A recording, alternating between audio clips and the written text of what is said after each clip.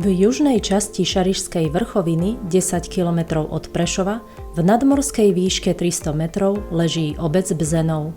Sídlisko vzniklo v 14. storočí. Pôvodnými majiteľmi boli Zemania z Čičaroviec. Najstaršia zachovaná písomnosť sa datuje do roku 1423. V 16. a 17. storočí patrila striedavo mestu Košice a iným zemepánom.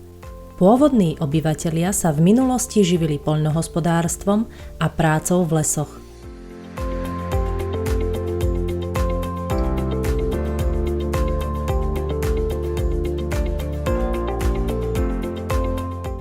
Erb predstavuje jeden zo základných reprezentatívnych symbolov obce. Motívom erbu sa stal odtlačok pečatidla z roku 1796, na ktorom je vyobrazený košatý strom, o ktorého kmeň sa opierajú dva levy.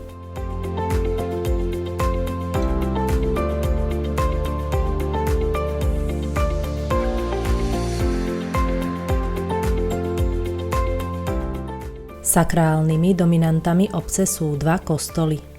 Rímskokatolíckym veriacim slúži kostol svätého Ondreja. Vyznačuje sa modernou architektúrou a jeho výstavba bola ukončená v roku 1999. Nachádza sa na vyvýšenom mieste a tvorí dominantu obce.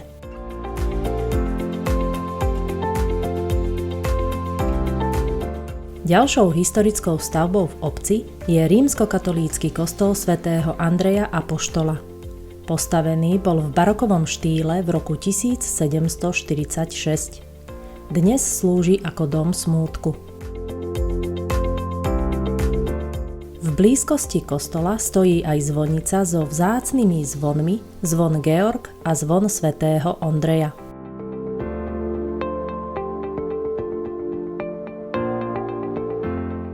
Administratívne je obec začlenená do Prešovského okresu. V súčasnosti má Bzenov takmer 780 obyvateľov, ktorým poskytuje kompletnú infraštruktúru. Obec je plynofikovaná a elektrifikovaná. Starostlivosti o verejné plochy je zo strany vedenia obce venovaná maximálna pozornosť. Významným prvkom v rozvoji infraštruktúry sa stala komplexná úprava budov a verejných priestranstiev. Rekonštrukciou prešla budova obecného úradu a priľahlá požiarna zbrojnica. Vo vynovených priestoroch budovy obecného úradu bola umiestnená základná škola. Stará budova hasičského zboru je taktiež minulosťou. Pribudli nové garáže a objekt je zároveň využívaný ako zdravotné stredisko.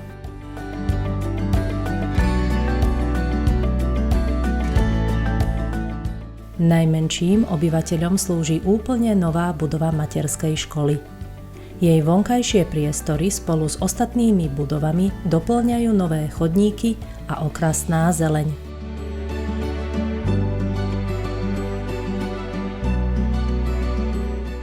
Významnou zmenou prešla v ostatnom období aj centrálna časť obce. Vybudovaná bola časť pre športy a najmenších, ale aj oddychová zóna s lavičkami, ktorá celoročne spríjemňuje posedenia v centre obce. Pri vstupe na nádvorie bol osadený erb s osvetlením.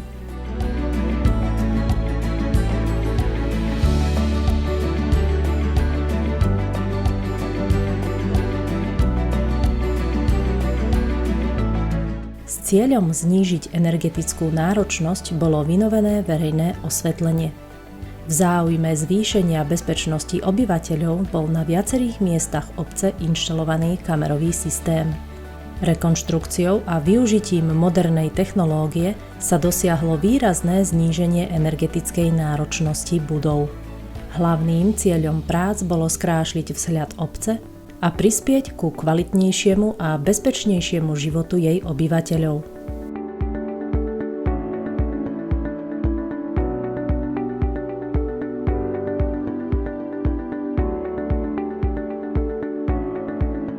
V letnom období bude do prevádzky uvedené nové multifunkčné ihrisko. Ako cvičisko poslúži aj dobrovoľným hasičom.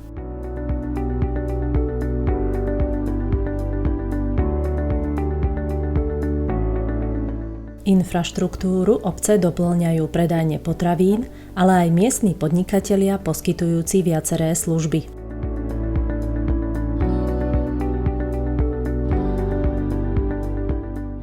Obec je súčasťou mikroregiónu Čierna Hora.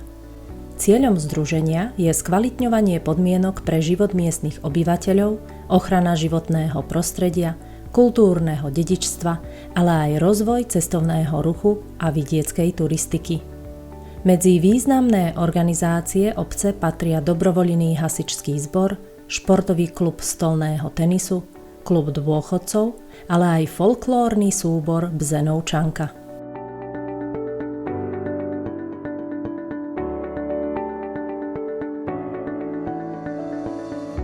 V priebehu roka sú organizované mnohé kultúrne, ale aj športové stretnutia. Snahou vedenia obce je však prinášať aj také podujatia, ktoré nemajú dlhoročnú tradíciu. V roku 2022 bol Bzenov prvýkrát organizátorom automobilových pretekov Gard Rally Bzenov. Podujatie pritiahlo pozornosť nadšencov áut, ale aj ľudí z obce a okolia. Podvečer pretekov bol venovaný slávnostnej rampe a prezentácii všetkých posádok, ktoré si na druhý deň zmerali svoje schopnosti na trati s dĺžkou 14 kilometrov. Trať bola situovaná do lesov Cemiata nad Prešovom.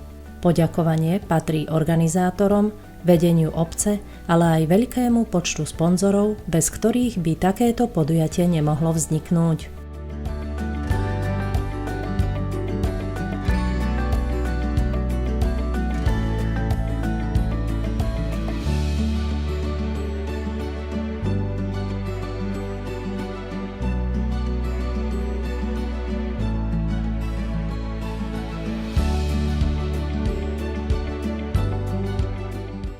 Bzenov na budúci rok oslávi 600 rokov svojej existencie. 600 rokov vývoja a zmien, ktoré sa podpísali pod súčasnú tvár obce tak, ako sa každé ročné obdobie podpíše svojím charakteristickým znakom na jej okolí. Obec je dnes domovom ľudí, ktorí sa tu narodili, ale aj tí, ktorí sa sem prisťahovali. Je domovom ľudí, ktorí svojim nadaním vytvárajú niečo výnimočné, ale aj tých, ktorí každodennou prácou prispievajú k zlepšeniu podmienok pre všetkých obyvateľov obce. Obce, ktorá svojim obyvateľom poskytuje dobré miesto pre pokojné bývanie a život.